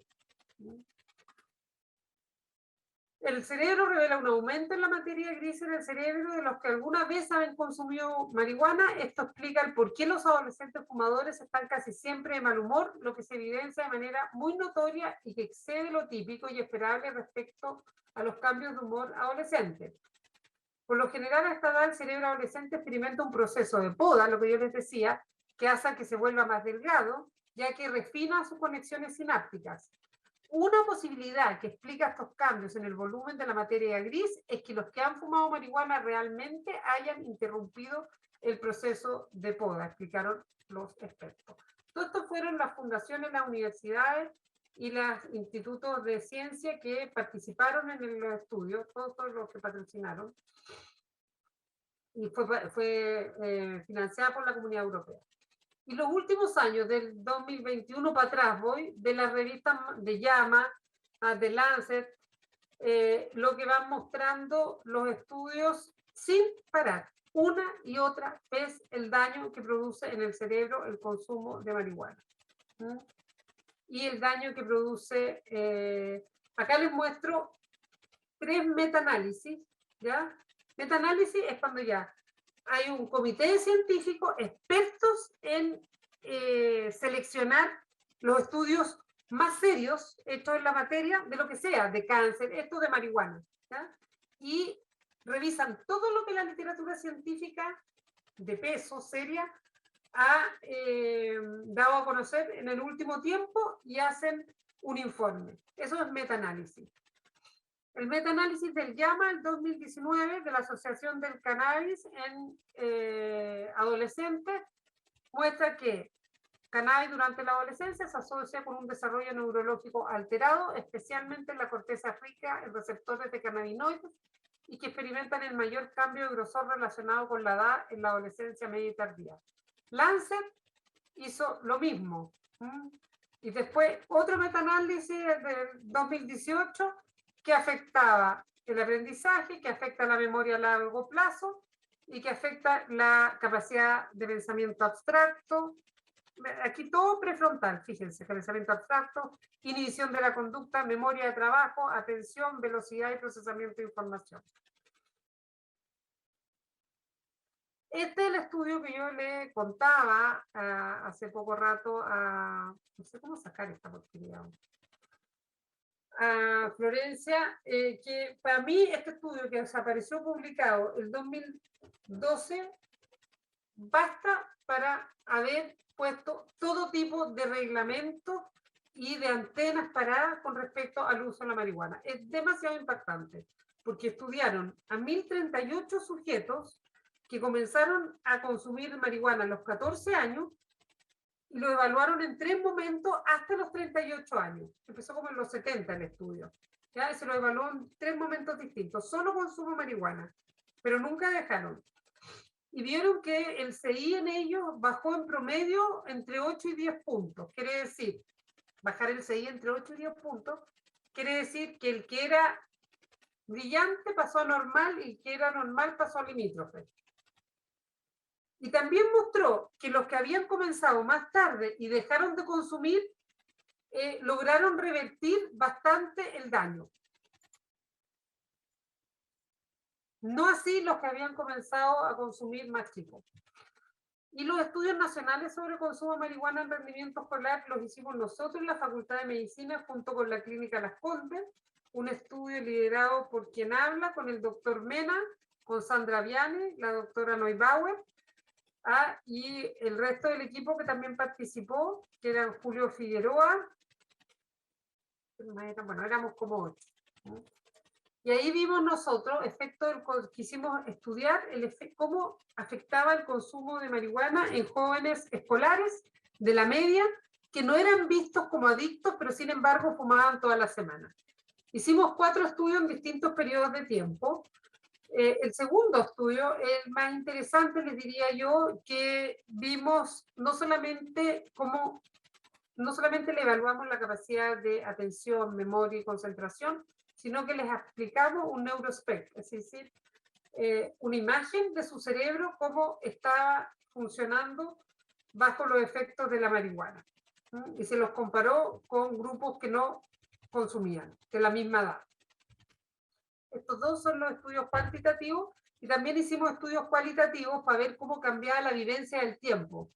Y vimos, ahí fue un estudio de doctorado que hice yo, que en el joven que consumía marihuana, lo que cambiaba era la dimensión futura. No lograba anticipar bien los pasos que tenía que dar para conseguir las metas que se proponía.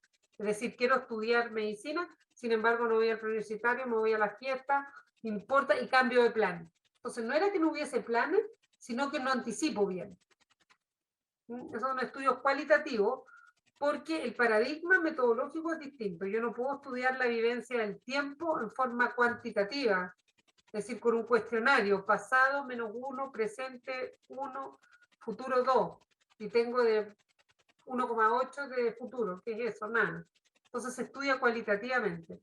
Se revisa la biografía, se les pide escribir una biografía, se los entrevista y se trabaja con la vivencia. Ahora, actualmente estamos en otra investigación que queremos ver si es reversible el consumo de marihuana cuando se deja de consumir por 6 meses. No estamos con la clínica Las Condes y está en proceso, estos son todos los que estamos participando. Bueno, les voy a mostrar las imágenes que vimos de los consumidores de marihuana jóvenes escolares en colegios municipalizados, particular subvencionados y particulares, adolescentes, que los evaluamos en atención, memoria, concentración, resolución de problemas y neurospec. Esta fue la etapa de la investigación. Los participantes entre 14 y 18 años, 40 consumidores y 40 no consumidores. Era consumidor el que declaraba por lo menos 4 episodios de consumo en el mes, pero eso era siempre más. Y que llevaran 2 años consumiendo para atrás. Estas son las pruebas que les aplicamos para medir la atención, la memoria y la concentración. ¿Ya? Ahí están explicadas. ¿Y qué pasó? ¿Esto cómo se aplican? Que en todas las pruebas, acá están las pruebas, estas de inteligencia, en estas necesitábamos que fueran, en inteligencia, que fueran homogéneos los que consumían, estos son los no consumidores, con los que consumían. ¿Por qué? Porque no podemos comparar uno que tenga 140 con uno que tenga 100 de inteligencia. Porque por supuesto que van a salir distintos la memoria y todo. Entonces, en la prueba de dominó, que es de inteligencia, necesitábamos que las muestras fueran similares. Cuando este numerito es superior a este, quiere decir que la diferencia entre el grupo que consume y no consume no se debe al azar. Es estadísticamente significativa. Si ustedes ven acá en la prueba de dominó, es menor. Por lo tanto, no hay diferencia en inteligencia en nuestras muestras. Pero miren lo que pasa en las otras pruebas. En la prueba de memoria, que les decía uno 15 palabras, oye, dime, repíteme estas 15 palabras, tambor, sombrero, río, repítemelas. Los que no consumían recordaban en promedio 7,4 y los que consumían 6,3. Es bastante superior este numerito que es el T crítico. Por lo tanto, es una diferencia estadísticamente significativa que no se debe al azar la diferencia. ¿Sí? Y en esta otra prueba de retención, la diferencia nuevamente fue del no consumidor bastante superior por un punto que el consumidor. Miren lo superior, asterisco, estadísticamente significativa. Los errores que cometían, es decir, la capacidad de atención, mucho más errores cometían los consumidores que los no consumidores. Miren lo superior que es este número, ninguna posibilidad que se haya debido al azar esta diferencia en estas dos poblaciones.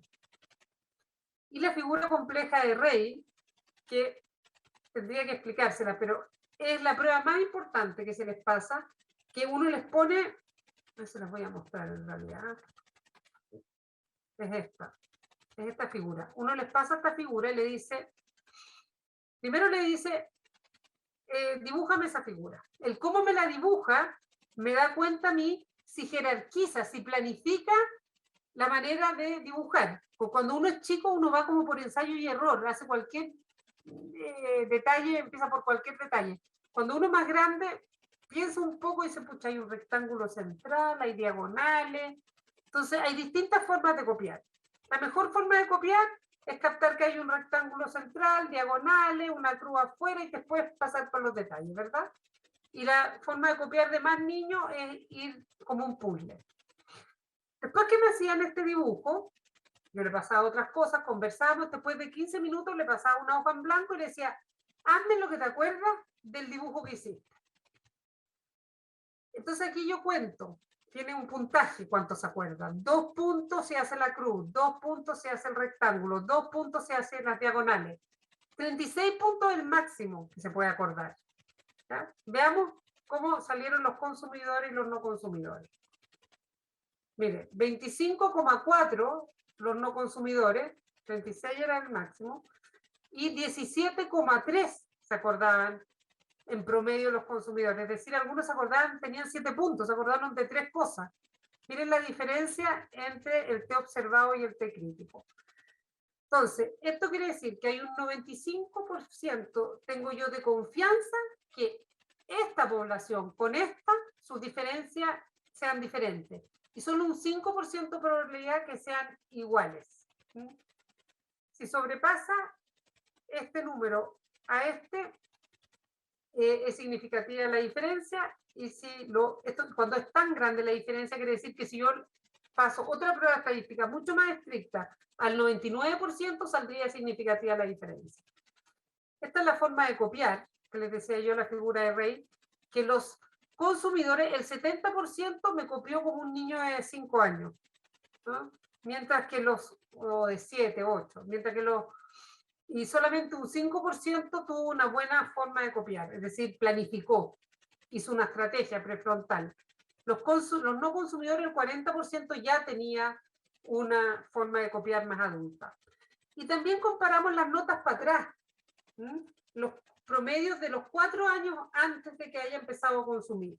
Y vimos cómo iban cayendo en promedio en notas los consumidores versus los no consumidores que se mantenían o mejoraban. Estos daños en el prefrontal que también vimos, me voy a saltar esto, y el neurospec, voy a pasar acá.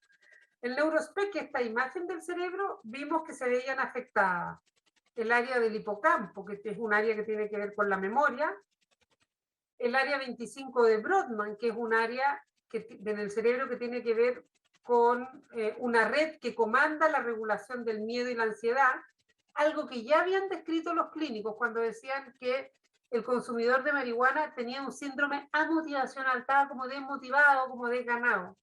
Eso puede tener que ver. Y el área frontal 10 y 11 de Brodmann. Todo esto que vimos en el neurospec coincidió con las pruebas de atención, memoria y concentración que le habíamos pasado. Y estas son las imágenes. Azul, celeste, verde y negro quiere decir que hay daño, que hay zonas hipoperfusionadas que no están siendo irrigadas. Este es uno de los jóvenes que nosotros evaluamos, que los sacamos de clase, lo saqué yo de clase, lo llevé a la clínica Las Condes y les evaluaron su cerebro a través del neurospec. Y este niño se supone que estaba tratando de entender lo que decía el profesor. Y tenemos que aquí en celeste son menos 2 desviación estándar, en azul menos 3 desviación estándar que el promedio, en verde menos 4. Esto es como sacarse un 2, un 1. Ahí tienen un cerebro sano del grupo control, no consumidor, que uno espera un poquito de azul, pero no más que eso. Este es un estudiante no consumidor. Y este es el consumidor que nos apareció a nosotros. Y lo quieren ahí, no consumidor y consumidor. Como les digo, a este joven yo lo saqué de clase. Ustedes pensarán que le resultaba bastante difícil entender lo que el profesor decía, memorizar. Por lo tanto, afecta su autoestima también. Yo no soy capaz, yo soy malo para los estudios, y tiene un desconocimiento total que se puede deber a la marihuana. ¿Y por qué tiene ese desconocimiento? Porque la sociedad, los medios de consumo, los medios de información, los amigos, todos les dicen, la marihuana hace bien, la marihuana muy sana, natural, y puede ser un medicamento beneficioso, que a lo mejor para ciertas enfermedades, con los estudios que se sigan haciendo, puede aportar. Sin embargo, para un adolescente no le aporta en nada, solamente se ha visto que daña. Ahí tienen otra imagen. Esta es una imagen que me la aportó el doctor Mena, de un joven no consumidor. Ahí tiene áreas azules no irrigadas, un joven consumidor de marihuana y un joven consumidor de marihuana y neopreno. Bueno, esto me lo voy a saltar. En las 4 pruebas aplicadas se observaron diferencias estadísticamente significativas. Esto tiene que ver con que, me lo voy a saltar, la asociación entre consumo de marihuana y esquizofrenia. Esto es gravísimo porque, curiosamente, la marihuana es la droga que más propicia la aparición de psicosis en personas que tienen una genética vulnerable a hacer psicosis. O tiene que haber vulnerabilidad genética, tiene que haber, para que aparezca la psicosis, tiene que haber concentración alta de THC en el pito, algo que hay hoy en día, porque todos los pitos que se fuman hoy en día están modificados genéticamente, entonces para que se produzcan más adicción, entonces tienen una concentración de THC altísima. Entonces, edad de inicio, que se comienza a consumir a temprana edad, vulnerabilidad genética y frecuencia, por supuesto. Estos son los estudios de asociación entre consumo de marihuana y esquizofrenia. Se los puse de atrás para adelante. Siguen mostrando siempre, cada vez más. Este es el último del 2021. Que ya no hay discusión entre la relación entre esquizofrenia, brote esquizofrénico y consumo de marihuana, y en las personas que tienen vulnerabilidad. Todo el manejo de la esquizofrenia hoy en día está enfocada en retardar lo más posible el primer brote. Y para eso se trata de buscar niños o gente que tenga mucha carga genética, que tenga síntomas prodrómicos, que se llaman, de un perfil de personalidad como que podría ser una psicosis cuando grande, ya sea por diagnósticos que se le han hecho de niño. Entonces se trata de retrasar el primer brote porque los brotes van causando daños. La esquizofrenia, el consumo de marihuana adelanta en 5 años el brote esquizofrénico. Espérenme un segundito.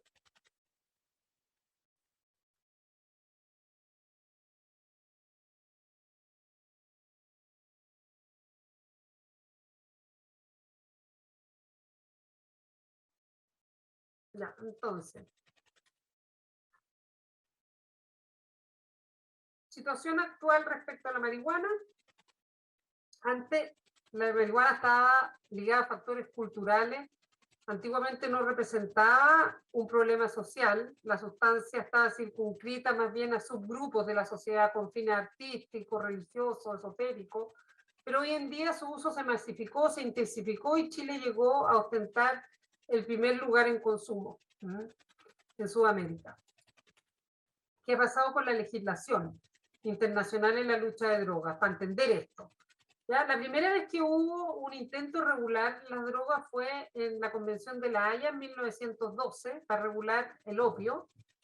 Y después vino la Convención de la ONU en el 61, para regular drogas que eran extraídas de plantas, como la marihuana y la coca. ¿Ya? ¿Por qué se hizo esto? ¿Cuál era el objetivo básico de esta norma? Para que las drogas se usaran con fines científicos y medicinales y prohibir el acceso a ciertas sustancias para otros usos como recreacionales. Después vino el convenio de las Naciones Unidas en torno a las sustancias psicotrópicas, y que fue el 71, y aquí se incluyeron las anfetaminas, benzodiazepinas y barbitúricos, y a fines de los 80 recién se incorpora a la lucha de drogas otras facetas que serían el narcotráfico. Y en el 88 se comienza a regular los precursores químicos y a tomar medidas contra el lavado de dinero. La situación actual en las políticas varían desde una imposición de la pena de muerte para delitos de droga en los países del Medio Oriente a países como Canadá, Suiza, donde hay creación de salas de inyección de heroína en Europa Occidental. En Occidente las políticas de droga han estado enfocadas en batallar contra la producción, el mercado y el consumo, y son distintas para cada país, están influenciadas, eso sí, por Naciones Unidas, por la Organización de Estados Americanos y por la Comunidad Andina de Naciones. En todo caso, la legalización de la marihuana recreacional ha ido en los últimos 10 años, en los últimos 15 años, avanzando mucho en Estados Unidos. ¿Y quién ha propiciado, quién ha empujado esto? Esto ha sido empujado por grupos que tienen como fin comercializar con la marihuana. Son grandes industrias. En Colorado en 2012, en Uruguay en 2013 se legalizó la marihuana recreacional, en Washington DC 2014, después en 2015 Alaska, se fijan en los últimos 10 años. 2016 California, Massachusetts y Oregon.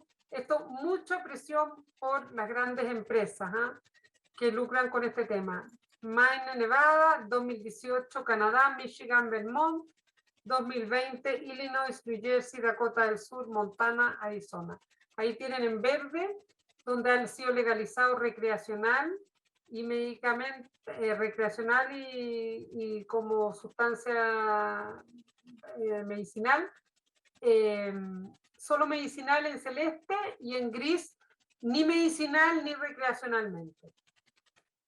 Sin embargo, en todos estos estados no pasó la ley, en los en morado. En rojo pasó la ley entre el 20 y 21, y donde falló son en todos estos. No crean que ha sido fácil hacerla pasar. ¿Qué pasa en Europa? Es distinto. En Europa en los últimos años han endurecido las medidas restrictivas para frenar el consumo de marihuana, sobre todo jóvenes, y estas medidas incluyen multas bastante estrictas, como en Francia, y en algunos casos prisión. Aquí tienen la Comunidad Europea, que está enfocándose sobre todo a la prevención. Limitan la exposición ¿y cómo lo hacen? Limitando la exposición a oportunidades de comportamiento riesgoso y poco sano. Crear más plazas, no luchar contra los rayados, controlar todos los barrios que propicien las conductas riesgosas de robo, de droga, etc. Porque se ha visto que todos los grafitis, todo eso influyen, o todos los bares con mucha música alta o con vasos muy grandes de alcohol, con medidas de leyes de no venta de alcohol a los jóvenes, de no venta de alcohol, de no venta de droga. Entonces modifican el contexto que se produce el comportamiento, los lugares de venta de alcohol, los espacios públicos, los lugares de esparcimiento, cambian los hábitos, comportamientos familiares, lo que se hace el método irlandés que se está aplicando en Chile, ¿ya? Y hacen que la elección saludable sea la más fácil. Es decir, por eso le hacen que mucho más barato la bebida no alcohólica, y es más grande y es mucho más cara y más chica la alcohólica, por ejemplo. ¿Por qué? Porque en adolescentes se ha visto que tienen muy poca capacidad de controlar la conducta inmediata, porque el prefrontal todavía está inmaduro. Entonces hay que tratar, dicen los europeos, en que invierta menos tiempo en eso, menos energía. Ayudarlo, que el medio lo ayude. Ahí tienen que ver cómo son las leyes para esto en España, en Finlandia, en Francia, por ejemplo, en Francia. El uso de sustancias o plantas como droga es un delito penal, punible con máximo 1 año de prisión. Se comete un funcionario público de servicio a alguien a cargo de un medio de transporte que ponga, bueno, la multa aumenta. Está prohibido el uso de narcóticos, pero no el uso de psicotrópicos. La pena contra usuarios habituales o no habituales podrá suspenderse a efecto de tratamiento, es decir, si se presta para tratamiento, se suspende la pena. Y eso en casi todos los países, pero está penado en Europa. En Portugal también, aunque me habían dicho que pensaban que no, no sé también. Aquí está donde es legal o esencialmente legal, ilegal en naranjo, en rosado, ilegal, pero normalmente no se persigue en estos países, ilegal en lo rojo y desconocido. ¿Qué ha pasado en Chile? Se ha intentado por todos los medios aprobar leyes que permitan el autocultivo, Y como yo les decía, esta planta tiene 500 sustancias distintas, entre ellas los cannabinoides que se conocen bien y que se extraen de la planta son el THC, el CBD, que se está probando para usos posibles, usos medicinales, el THC y el CBN. Esto se hace en laboratorio, no en la casa. Y es muy peligroso en la casa por estas 500 sustancias y porque hay muchas que se desconoce su efecto. Y el CBN, de hecho, es muy peligroso también, no solamente el THC. Entonces, por eso el tema del autocultivo no es menor. Estos son los que decía yo, los receptores de cannabinoide alrededor del cerebro, cómo se ubican.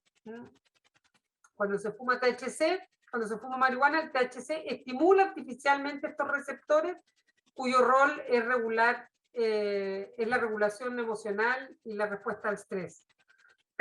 Activar este sistema en forma exagerada va a producir euforia, problemas de memoria.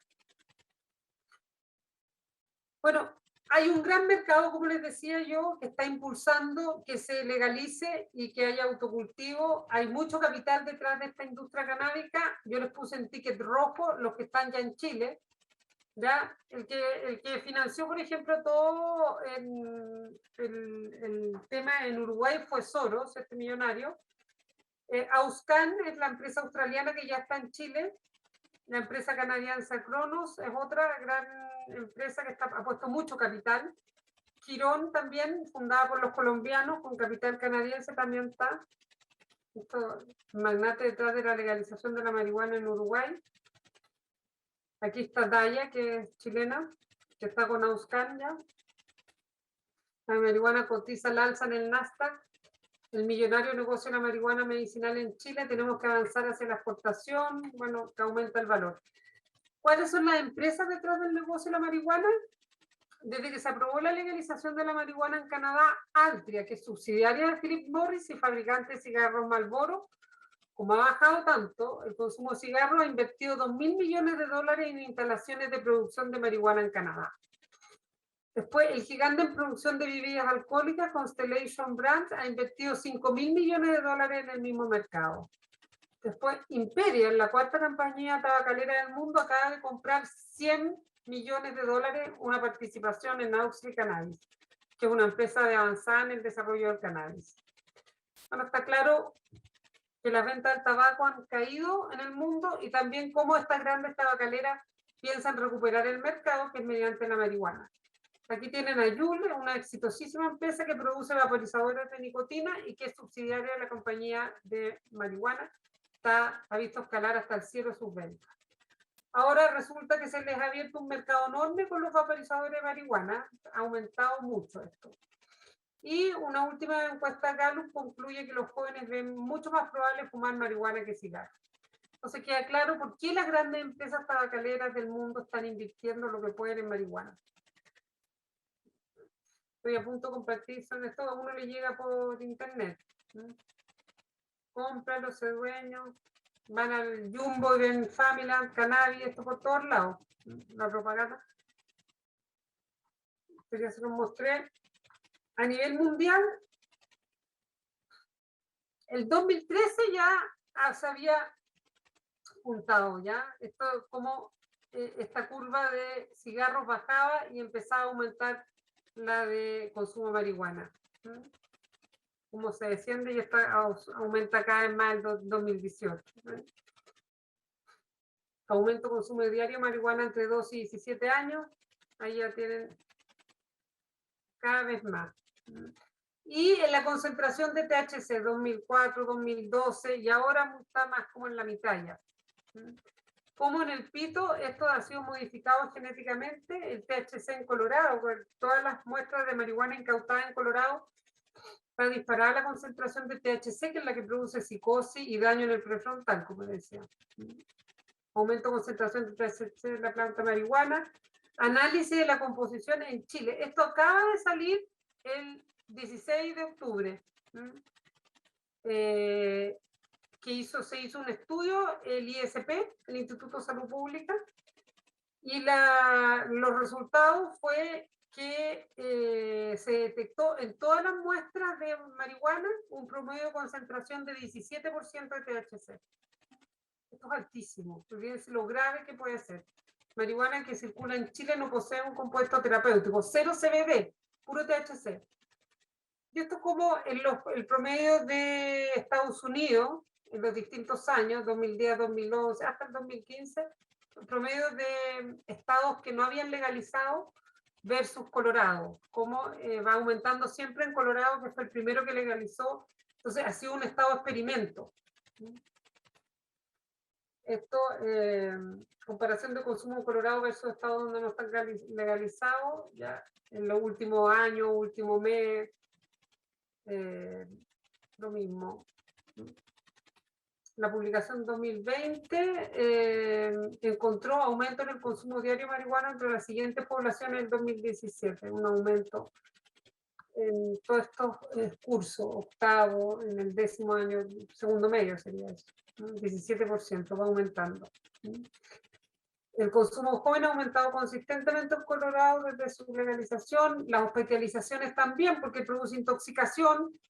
En donde se legaliza, se disparan la llegada de jóvenes intoxicados por marihuana.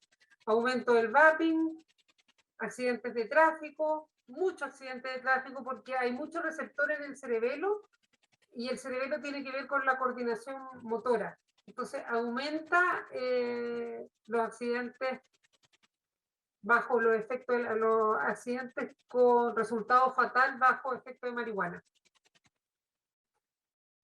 Estadística correspondiente al 2000, mira, ahí está el cerebro, coordinación motora. Aumento 25% de las muertes en accidentes relacionados con consumo de marihuana. Accidentes automovilísticos relacionados con uso aumenta el 62% desde 2013, inmediatamente después de la legalización. Estados que legalizan, aumenta, bueno, es lo mismo.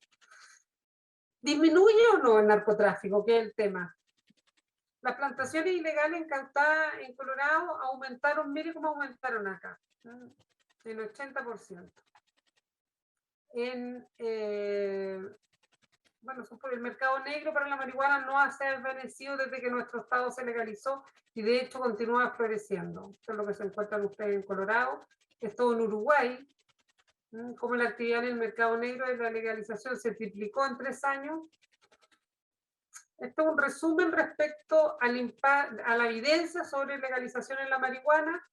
En 2019 en Canadá, solo un 29,4% de los consumidores de marihuana compran, bueno, no me voy a saltar esto, pero es en todo aumentado. Lo pueden ustedes ver con detención, yo les voy a dejar la presentación. En Canadá, en Uruguay, en California, en todas las partes. En Estados Unidos se incrementaron las incautaciones de marihuana proveniente de Canadá, bueno, todo. Colorado, delito. Y estos datos entregados por Senda. ¿Qué pasa con Chile? Que en 2011 se desploma la percepción de riesgo, la marihuana no hace nada, es medicinal, es buena onda. Entonces, ¿qué pasa? Se dispara el consumo. Es una curva inversamente proporcional. Y fue tan rápido que llegamos con una diferencia de 25 puntos, que eso fue el récord Guinness. Y los escolares chilenos, este estudio mostró que eran los que más consumían tabaco, marihuana y cocaína en toda la región de las Américas. Son nuestros tristes récords. Pero Senda muestra en los últimos tiempos, aquí son como un resumen de lo que muestra Senda en sus estudios del 2001 al 2019, cómo va aumentando el consumo de marihuana en la vida, en el año, de 14 a 27 casi, y en el mes se duplica, ¿ven? De 7 en escolares, sobre todo los de tercero y cuarto medio. Y en los últimos años han pasado las mujeres a consumir al igual, a la par que los hombres, e incluso en algunos colegios más. Sin embargo, el último estudio Senda es primera vez que se corta la tendencia al alza en el último año, consumo de marihuana. Y esto se cree que es por la implementación del método de Islandia que se está aplicando a lo largo de todo Chile y con una intensidad y aplicación muy loable y destacable por parte de Senda. Ahí ustedes ven cómo empezó a aumentar la percepción de riesgo. Que antes bajaba y bajaba, empezó a aumentar. proporción que clara que le ofrecieron el último año, empezó. Por primera vez vemos un cambio en la tendencia, baja el consumo y aumenta la percepción de riesgo, lo cual se sabe que disminuye el consumo. En todo caso, queda todavía mucho por hacer. Dada la evidencia que existe, el modelo irlandés debería contribuir a que esta curva descendente siga bajando. Se requiere trabajar con programas preventivos basados en la evidencia, en que se incluyan escolares, familias, comunidades, lo cual tendría frutos, puesto que todos apoyan, todos aunan esfuerzo, se lucha en forma firme contra la oferta que reciben los jóvenes, porque aquí se ha engañado a toda la población, a los padres, a los jóvenes, a todos. Cuando yo he ido a dar charla a los colegios, que lo he hecho porque me han pedido, no es que sea charlista, sino porque está esta evidencia, tienen que conocerla. Lo que más me ha llamado la atención es el desconocimiento que se tiene por lo confundido que está la población, dado que les llegan mensajes contradictorios. Nora Volkov es como jefa del NIDA, o NAIDA, que es el equivalente al SENDA en Chile, pero en Estados Unidos. Y ella dice que es la persona que más sabe del tema en el mundo, yo creo. Dice que la legalización de una droga es la que determina la frecuencia de las consecuencias negativas. Que el estatus de legalidad es lo que determina cuán dañinas sean las drogas. La droga, cuando se vuelve accesible, se normaliza su consumo, aumenta la cantidad de sujetos consumidores, aumenta la frecuencia de consumo y se crea la industria que promueve su consumo. Pero dice que el número de muertes que generan las drogas legales, entiéndase, alcohol, cigarro, es mayor que todo el gasto que generan las ilegales juntas. Entonces que Chile, que es un país pobre, además, es decir, no en vías de desarrollo, no puede darse el lujo de una tercera droga legal. A pesar que las drogas legales no sean más tóxicas que las ilegales, generan más problemas de salud asociadas a muerte y gasto social, cáncer, todo lo que ustedes saben. Por lo tanto, legalizar una droga no controla toda la ilegalidad, va a seguir existiendo, no va a desaparecer el narcotráfico, mercado negro, que además está asociado a otros tráficos, como por ejemplo fármacos, armas, personas, etc. Entonces, como les decía, la marihuana baja el CI, afecta la memoria, produce síndrome motivacional, afecta la neuroplasticidad y la poda neuronal, produce más accidentes fatales, es una droga de entrada para otras drogas de consumo y produce psicosis. ¿Cómo se logra que aumente el consumo en la población como pasó en Chile?